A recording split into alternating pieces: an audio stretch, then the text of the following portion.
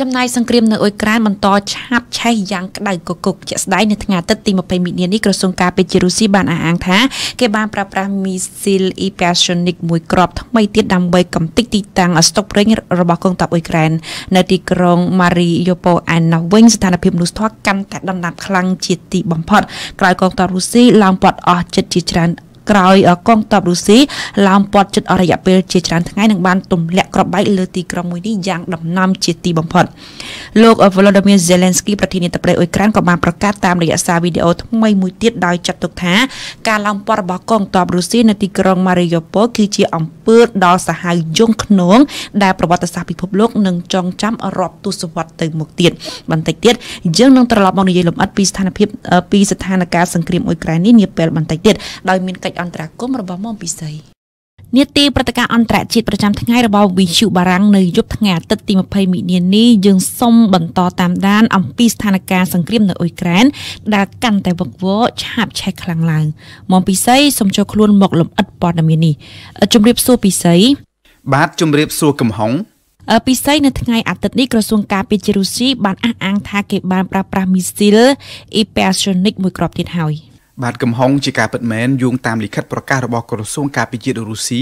គឺកងទ័ពរុស្ស៊ីបានបាញ់មីស៊ីល Crozier Calibre បាញ់ចេញពីសមុទ្រ Caspian និងមីស៊ីល Hypersonic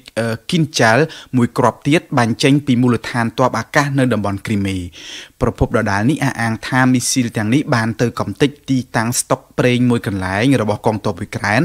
ដែលស្ថិតនៅតំបន់ Mykolaivភាគខាងត្បូងអ៊ុយក្រែនក្រសួងការពារជាតិរុស្ស៊ីអះអាងថាទីតាំងទាំងនេះគឺជាទីតាំងស្តុកប្រេងសម្រាប់ប្រើប្រាស់លើរថក្រោះនិងរថពាដែករបស់អ៊ុយក្រែនដោយឡែកបន្ថែមពីនេះនៅថ្ងៃអាទិត្យដែរក្រសួងការពារជាតិរុស្ស៊ីក៏បានអះអាងដែរថាគេបានប្រើមីស៊ីលទំនើបបំផុតដោយមិនបានបញ្ជាក់ថាប្រភេទអ្វីទេបាញ់ទៅលើទីតាំងបន្ទាយវឹកហាត់របស់កងទ័ពអ៊ុយក្រែនស្ថិតនៅចម្ងាយប្រមាណ150គីឡូម៉ែត្រខាងលិចទីក្រុងគៀវខាងរុស្ស៊ីអះអាងថាយ៉ាងហោចណាស់សមាជិកកងកម្លាំងអ៊ុយក្រែនព្រមទាំងកងកម្លាំងបរទេសដែលនៅទីនោះជាង100នាក់ត្រូវបានសម្លាប់តែយ៉ាងណាសម្រាប់ពេលនេះគឺពុំទាន់មានប្រភពឯករាជ្យណាអាចមកផ្ទៀងផ្ទាត់ដំណឹងនេះបានទីកំហុងពិសេសអញ្ចឹងមានន័យថាចាប់ពីពេលនេះតទៅរុស្ស៊ីនឹងបញ្ចេញអាវុធធំធំដើម្បីកំទេចអ៊ុយក្រែនហើយមែនទេ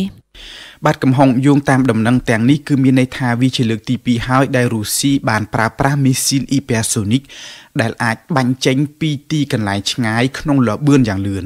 អ្វីដែលពិសេសនោះគឺមីស៊ីលប្រភេទថ្មីរបស់រុស្ស៊ីនេះគឺអាចរត់គេចពីប្រព័ន្ធខែលគ្មានអ្វីមកអាចស្ទាក់កំទេចបានទេតែបាញ់ចេញទៅហើយគឺដឹងតែទៅដល់គោលដៅហើយមានន័យថាចាប់ពីពេលនេះទៅគឺវាឈានដល់ដំណាក់កាលដែលរុស្ស៊ីបានបញ្ចេញអាវុធធន់ធំវាយប្រហារទៅលើអ៊ុយក្រែនលោក Yuri Ignat អ្នកនាំពាក្យកងទ័ពអាកាសអ៊ុយក្រែនបានលើកឡើងថាអ៊ុយក្រែនកំពុងតែត្រូវបានរុស្ស៊ីយកធ្វើជាទីលានដើម្បីបាញ់សាកល្បងអាវុធទំនើបរបស់គេដោយគ្មានខ្លាចរអានណាទាំងអស់ដោយឡែកសម្រាប់ក្រសួងការពារជាតិអង់គ្លេសវិញគឺគេយល់ថាការដែលរុស្ស៊ីបានចាប់ផ្ដើមប្រើប្រាស់មីស៊ីលបាញ់ពីចម្ងាយឆ្ងាយបែបនេះគឺដោយសារតែរុស្ស៊ីមិនអាចគ្រប់គ្រងផ្លូវអាកាសនៅពីលើអ៊ុយក្រែនបានខ្លាំងប៉ុន្មានឡើយហើយដូច្នេះហើយបានជាត្រូវចាំបាច់បាញ់គ្រាប់ពីចម្ងាយដើម្បីជួយទប់គិតចាប់ផ្ដើមសង្គ្រាមនៅអ៊ុយក្រែនមកយោងតាមតួលេខរបស់អ៊ុយក្រែនគឺរុស្ស៊ីបានបាញ់មីស៊ីលចំនួន291គ្រាប់និងបានប្រើគ្រាប់បាញ់ពីលើយន្តហោះចំនួន1403គ្រាប់កំហុងប៉ុន្តែយ៉ាងណាមិញពិសេសកាលពីថ្ងៃអាទិត្យម្សិលមិញកងទ័ពរុស្ស៊ីបានទម្លាក់គ្រាប់បែកទៅលើអគារសាលារៀនមួយកន្លែងនៅទីក្រុង Mariupol ហើយទីក្រុងនេះកងទ័ពរុស្ស៊ីឡោមព័ទ្ធជិតប្រមាណ3សប្តាហ៍មកហើយគឺស្ថានភាពមានលក្ខណៈដុនដាបបែបណាដែរទៅពិសេសបាទកំហុងអាជ្ញាធរទីក្រុង Mariupol បានផ្សាយសារតាម Telegram ថាកាលពីថ្ងៃសៅរ៍ម្សិលមិញអគារសាលាសិល្បៈមួយកន្លែងដែលមានមនុស្សសម្ងំពួនជ្រកចំនួនប្រមាណ400នាក់ត្រូវបានរងគ្រាប់បែករបស់រុស្ស៊ីមនុស្សនៅទីនោះសុទ្ធតែជាកុមារមនុស្សស្រីនិងជនចាស់ជរា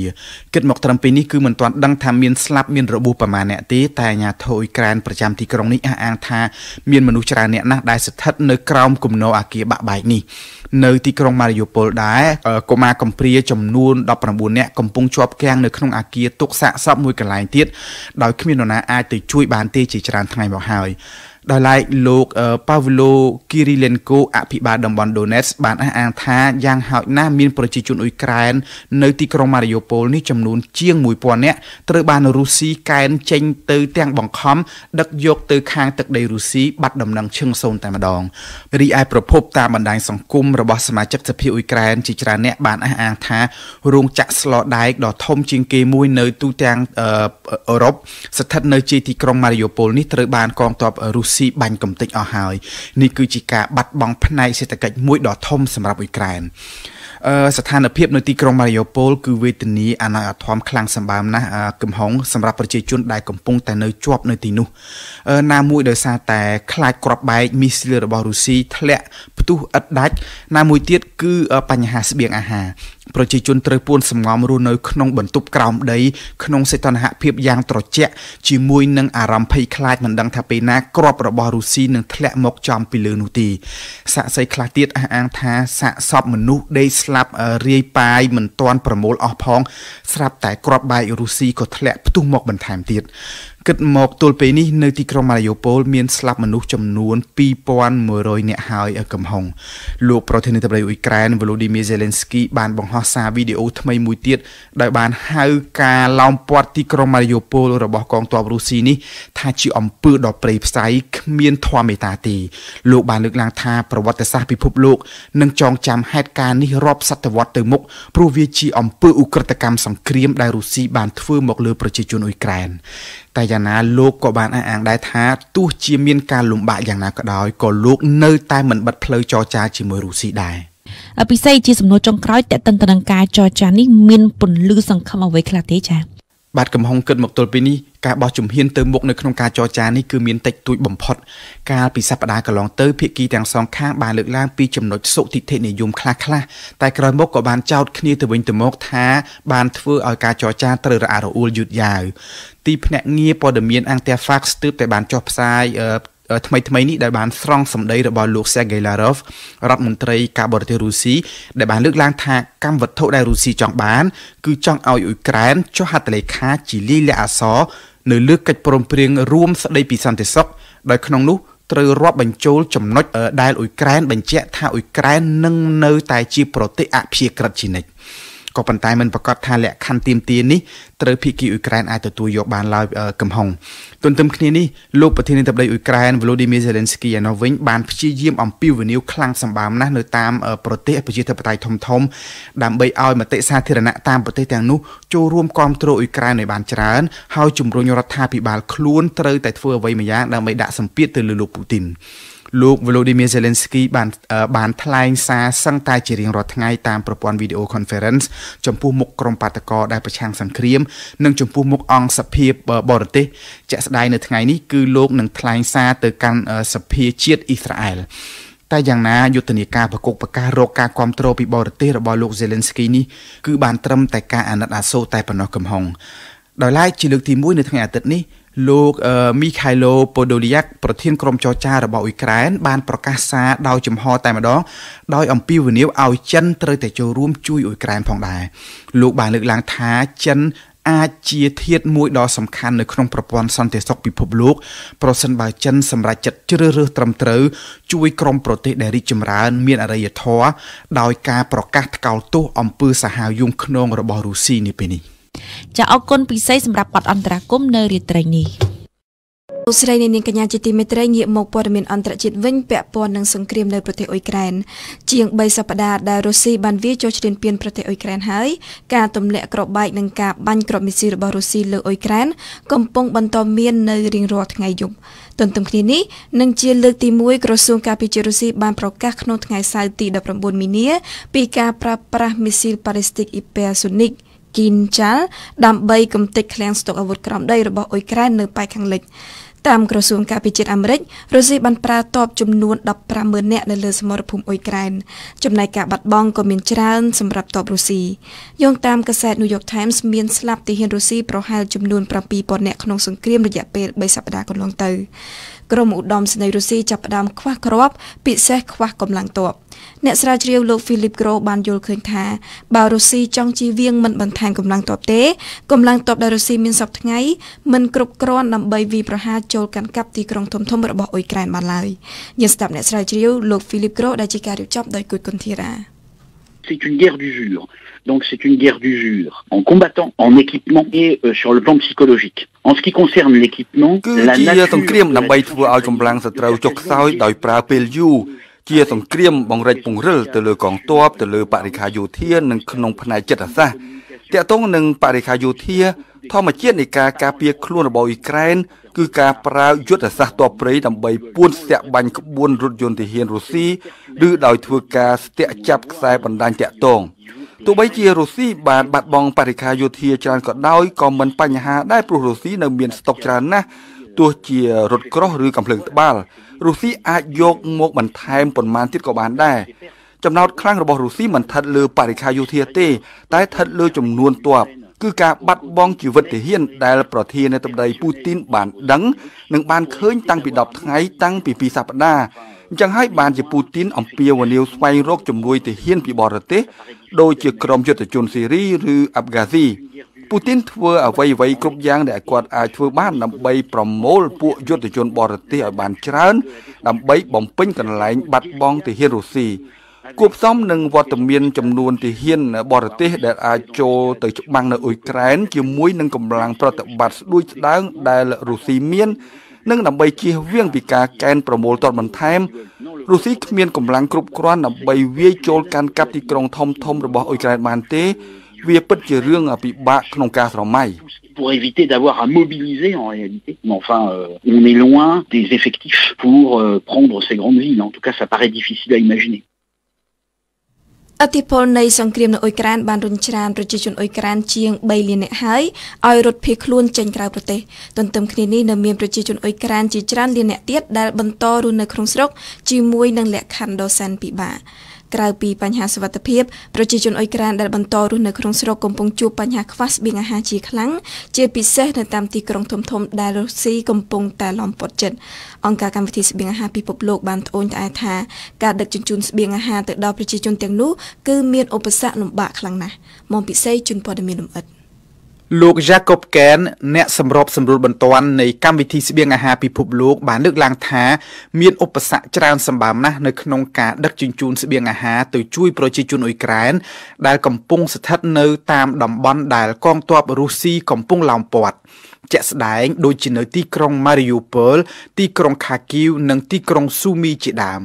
បណ្ដាញស្តុកនិងផ្គត់ផ្គង់ចែកចាយស្បៀងអាហារនៅក្នុងប្រទេសអ៊ុយក្រែនត្រូវបានកាត់ផ្ដាច់ទាំងស្រុងដែលតម្រូវឲ្យអង្គការមនុស្សធម៌ទាំងអស់ត្រូវតែរកវិធីផ្សេងទៀតដើម្បីអាចបញ្ជូនស្បៀងអាហារទៅដល់ដៃប្រជាពលរដ្ឋនៅតាមតំបន់រងគ្រោះក៏ប៉ុន្តែគ្មានអ្នកបើកបររថយន្តដឹកជញ្ជូនណាហ៊ានប្រថុយជីវិតដឹកស្បៀងចូលទៅកាន់ទីក្រុងទាំងនោះរបស់អ៊ុយក្រែនឡើយដោយខ្លាចរងគ្រាប់បែកគ្រាប់មីស៊ីលរបស់រុស្ស៊ីតំណាងអង្គការកម្មវិធីស្បៀងអាហារពិភពលោកបានលើកឡើងថាយុទ្ធសាស្ត្រឡោមព័ទ្ធរបស់រុស្ស៊ីធ្វើឲ្យប្រជាជនអ៊ុយក្រែនដាច់ពោះស្លាប់វាគឺជារឿងមិនអាចទទួលយកបានទេនៅក្នុងសតវត្សទី21នេះយុទ្ធសាស្ត្ររបៀបនេះគឺរុស្ស៊ីធ្លាប់បានធ្វើរួចទៅហើយនៅសង្គ្រាមនៅក្នុងប្រទេសស៊ីរីតែនៅស៊ីរីគឺជាទីក្រុងតូចៗមានមនុស្សតិចខុសពីនៅអ៊ុយក្រែនដែលជាទីក្រុងធំៗមានមនុស្សច្រើនហើយតម្រូវការស្បៀងប្រចាំថ្ងៃមានទំហំធំក្រៃប្រជាជនមិនអាចចេញទៅណាបានចំណែកអង្គការមនុស្សធម៌ក៏មិនអាចដឹកស្បៀងទៅដល់ទៀតលោក Jacob Ken បានបញ្ជាក់ថាកាលពី3ថ្ងៃមុនក្រុមការងារលោកបានបញ្ជូនស្បៀងសម្រាប់មនុស្សបានតែ3000នាក់ប៉ុណ្ណោះទៅដល់ទីក្រុងស៊ូមីដែលនេះគឺជាចំនួនតិចតួចបំផុតលោកលើកឡើងថាគេចាំបាច់ត្រូវតែអាចមានលទ្ធភាពបញ្ជូនស្បៀងក្នុងទំហំធំជាងនេះនិងជាលក្ខណៈទៀងទាត់ពលគឺសឹងតែជារៀងរាល់ថ្ងៃកម្មវិធីស្បៀងអាហារពិភពលោកសូមអំពាវនាវឲ្យបង្កើតច្រកផ្លូវមនុស្សធម៌ជាចាំបាច់ដោយសុវត្ថិភាពនិងដោយអចិន្ត្រៃយ៍ដើម្បីដឹកជញ្ជូនស្បៀងទៅកាន់ប្រជាជនអ៊ុយក្រែនដោយឡែកសង្គ្រាមនៅអ៊ុយក្រែនក៏កំពុងតែបង្កឧបសគ្គដល់អង្គការកម្មវិធីស្បៀងអាហារពិភពលោកដែរព្រោះអ៊ុយក្រែនគឺជាជង្រុកស្រូវសាលីសឹងតែ 50% នៃតម្រូវការស្រូវសាលីរបស់កម្មវិធីស្បៀងអាហារពិភពលោកគឺគេទិញពីប្រទេសអ៊ុយក្រែនដោយសារតែវិបត្តិសង្គ្រាមនេះស្រូវសាលីប្រមាណ 13.5 លានតោននិងពោតចំនួន 16 លានតោនកំពុងជាប់គាំងនៅអ៊ុយក្រែននិងនៅរុស្ស៊ី ក្រសួងការពារជាតិរុស្ស៊ីបានអះអាងថាខ្លួនបានប្រើប្រាស់មីស៊ីលល្បឿនលឿនជាងសំឡេងជាលើកដំបូងដើម្បីវាយប្រហារកំទេចឃ្លាំងស្តុកអាវុធមួយកន្លែងនៅភាគខាងលិចប្រទេសអ៊ុយក្រែនកាលពីថ្ងៃសុក្រសប្តាហ៍នេះមីស៊ីលប្រភេទនេះធ្លាប់បានប្រធានាធិបតីរុស្ស៊ីលោក Vladimir Putin ហៅថាជាអាវុធដ៏ល្អមួយដែលអាចហោះក្នុងល្បឿនលឿនជាង10ដងនៃសំឡេងនិងអាចយកឈ្នះលើប្រព័ន្ធការពារដែនអាកាសបានក្រសួងការពារជាតិរុស្ស៊ីបាននិយាយកាលពីថ្ងៃសុក្រទី18មីនាថាប្រទេសរុស្ស៊ីបានប្រើប្រាស់មីស៊ីលដែលមានល្បឿនលឿនជាងសំឡេងដ៏ថ្មីបំផុតរបស់ខ្លួនប្រភេទ Kinzhal ជាលើកដំបូងនៅក្នុងប្រទេសអ៊ុយក្រែនដើម្បីបំផ្លាញទីតាំងផ្ទុកអាវុធនៅភាគខាងលិចរបស់ប្រទេសនេះបើយោងតាមការចេញផ្សាយដោយទីភ្នាក់ងារសារព័ត៌មាន AFP បើតាមក្រសួងការពារជាតិរុស្ស៊ីដដែលបាននិយាយកាលពីថ្ងៃសៅរ៍ថាប្រព័ន្ធមីស៊ីលអាកាសចរ Kinzhal រួមជាមួយសមត្ថភាពផ្លោងលឿនជាងសំឡេងបានបំផ្លាញឃ្លាំងក្រោមដីដ៏ធំមួយដែលរួមមានមីស៊ីលនិងគ្រាប់រំសេវដែលមានទីតាំងនៅក្នុងភូមិ Deliatin ក្នុងតំបន់ Ivano-Frankivsk ភាគខាងលិចប្រទេសអ៊ុយក្រែនតំបន់ Ivano-Frankivsk នេះគឺមានព្រំប្រទល់ប្រវែង50គីឡូម៉ែត្រនៅក្បែរជាមួយនឹងសមាជិក NATO ប្រទេសរ៉ូម៉ានីជុំវិញការបំផ្លាញឃ្លាំងអាវុធនេះអ្នកនាំពាក្យក្រសួងការពារជាតិបដិសេធមិនធ្វើការអត្ថាធិប្បាយលម្អិតនោះឡើយរុស្ស៊ីមិនដែលទទួលស្គាល់ពីមុនមកទេថាខ្លួនបានប្រើប្រាស់អាវុធដែលមានភាពជាក់លាក់នៅក្នុងការប្រយុទ្ធនោះឡើយ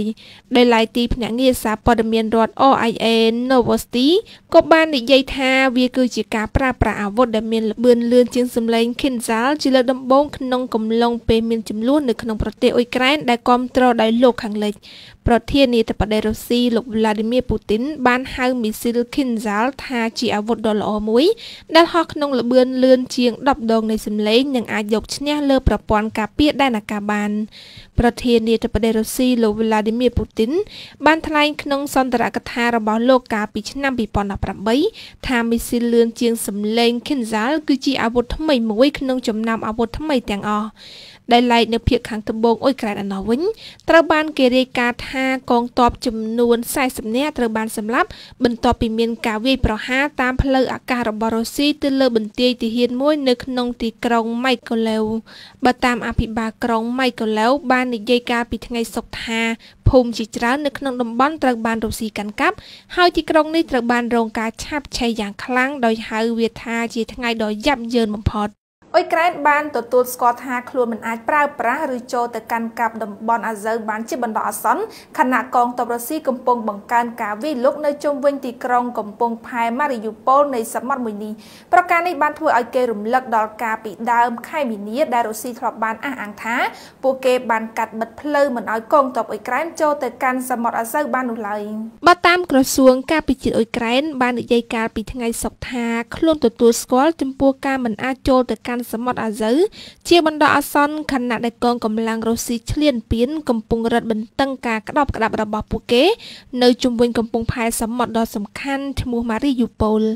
ជាមួយគ្នាក្រសួងការពារជាតិអ៊ុយក្រែនក៏មិនបានបញ្ជាក់ទេថាតើកងកម្លាំងអ៊ុយក្រែនអាចចូលសមុទ្រវិញបានឬអត់ថ្លែងនៅក្នុងសេចក្តីថ្លែងការណ៍មួយក្រសួងការពារជាតិអ៊ុយក្រែនបានឲ្យដឹងថាអ្នកឈ្លានពានបានចូលកាន់កាប់និងទទួលជោគជ័យមួយផ្នែកនៅក្នុងប្រតិបត្តិការទៅលើតំបន់ Donetsk ដោយបានដកហូតសិទ្ធិអ៊ុយក្រែនជាបណ្ដោះអាសន្នក្នុងការចូលទៅកាន់សមុទ្រអាហ្សឺកាលពីថ្ងៃសុក្រដដែលរុស្ស៊ីបាននិយាយថាកងកម្លាំងរបស់ខ្លួនកំពុងរឹតបន្តឹងជុំវិញទីក្រុង Mariupol ដែលជាកន្លែងដែលគេប៉ាន់ប្រមាណថារងការវាយប្រហារយ៉ាងខ្លាំងខណៈលំនៅឋានរបស់ពលរដ្ឋនៅក្នុងទីក្រុងនេះបានខូចខាត 80% ហើយមនុស្សប្រមាណ 1000 នាក់ប្រហែលជាអាចនៅជាប់នៅក្រោមគំនរបែកបាក់រោគមហោស្រពដែលត្រូវបំផ្លាញឬក្រោមជំរកកិច្ចគ្រាប់បែកជាបណ្ដោះអាសន្នតំបន់ Mariupol ជាមួយនឹងទីតាំងយុទ្ធសាស្ត្ររបស់អ៊ុយក្រែននៅលើឆ្នេរសមុទ្រអាហ្សឺគឺជាគោលដៅសំខាន់របស់រុស្ស៊ីចាប់តាំងពីការចាប់ផ្ដើមនៃសង្គ្រាមនៅថ្ងៃទី24ខែកុម្ភៈខណៈប្រធានាធិបតីរុស្ស៊ីលោក Vladimir Putin បានចាប់ផ្ដើមចេញប្រតិបត្តិការនៅអ្វីដែលលោកហៅថាជាប្រតិបត្តិការយោធាពិសេសទីក្រុងមួយនេះជាផ្លូវតភ្ជាប់ពីតំបន់គ្រីមៀគ្រប់គ្រងដោយរុស្ស៊ីទៅកាន់តំបន់ភាគខាងលិចនិងតំបន់ Donetsk ឆ្ពោះទៅភាគខាងកើតនៃប្រទេសអ៊ុយក្រែនដែលត្រូវបានគ្រប់គ្រងដោយផ្នែកដោយពួកបំបីខ្លួនដែលគាំទ្រដោយរុស្ស៊ីក៏ធ្លាប់បានអះអាងដែរថាកាលពីថ្ងៃទី1ខែមីនាពួកគេបានកាត់បិទផ្លូវមិនឲ្យកងទ័ពអ៊ុយក្រែនចូលទៅកាន់សមុទ្រអាហ្សឺបានឡើយ គូបញ្ជាក់ថាមន្ត្រីរបស់រុស្ស៊ីនិងអ៊ុយក្រែនបានជួបគ្នាចរចាអស់រយៈពេលជាច្រើនសប្តាហ៍មកហើយខណៈមិនមានសញ្ញាណាមួយដើម្បីបំបែកភាពជាប់គាំងរវាងភាគីទាំងពីរនេះបាននៅឡើយទេហើយការវាយប្រហារនៅតែបន្តកើតឡើងបើទោះបីជាមិនទាន់មានរបាយការណ៍លម្អិតអំពីចំនួនមនុស្សស្លាប់នៅក្នុងការវាយប្រហារលើទីក្រុងម៉ារីយូប៉ូលនៅថ្ងៃពុធសប្តាហ៍នេះក៏ដោយប៉ុន្តែមនុស្សជាង130នាក់ត្រូវបានគេជួយសង្គ្រោះចេញពីជំរំមួយដែលមានមនុស្សរាប់រយនាក់ស្នាក់នៅដែលរងការវាយប្រហារពីរុស្ស៊ីជាងមកជម្រាបជូននៅព័ត៌មានអន្តរជាតិវិញម្ដងគឺយោធា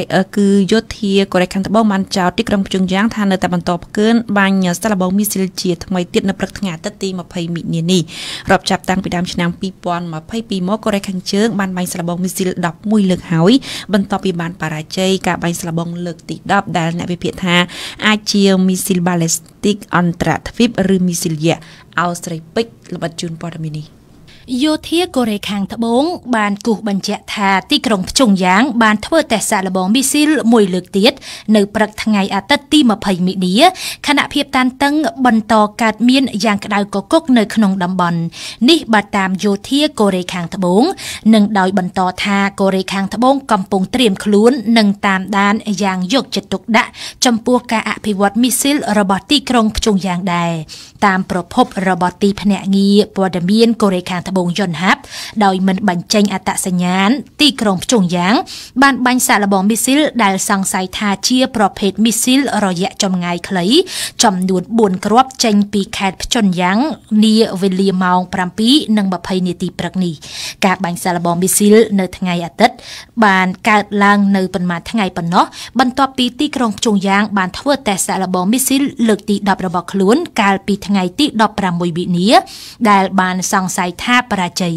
ការបាញ់តេស្តមីស៊ីលសាកល្បងលើកទី10របស់កូរ៉េខាងជើងនេះត្រូវបានអ្នកវិភាគថាជាប្រភេទមីស៊ីលបាឡេស្ទិកអន្តរទ្វីបនិងដែលត្រូវបានគេប្រសិទ្ធនាមថាជាមីស៊ីលយៈ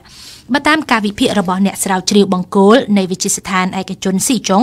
កូរ៉េខាងជើងចង់មានមីស៊ីលបាឡេស្ទិកអន្តរទ្វីបដែលអាចពំគ្រាប់ច្រើនបែបនេះតាំងពីយូរមកហើយការបាញ់សាកល្បងលើកទី10របស់ព្យុងយ៉ាងទំនងជាបាញ់សាកល្បងមីស៊ីលខ្វាងសុង17សូមជម្រាបថាភ្លាមក្រោយលេចឮថាកូរ៉េខាងជើងនៅតែបន្តបាញ់សាកល្បងមីស៊ីលនេះក្រុមប្រឹក្សាសន្តិសុខជាតិកូរ៉េខាងត្បូងបានបើកកិច្ចប្រជុំបន្ទាន់មួយនិងបានហៅការត្រៀមជើងការតឹងរឹងដើម្បីការពារសន្តិសុខជាតិក្នុងអំឡុងពេលអន្តរកាលនៃការផ្លាស់ប្តូរប្រធានាធិបតីថ្មីលោកយុនសុកយុលប្រធានាធិបតីកូរ៉េខាងត្បូងដែលទើបនឹងជាប់ឆ្នោតត្រូវចូលកាន់តំណែងនៅថ្ងៃទី10ឧសភាខាងមុខនេះបន្ទាប់ពីបានឈ្នះការបោះឆ្នោតកាលពីថ្ងៃទី9មិនិនា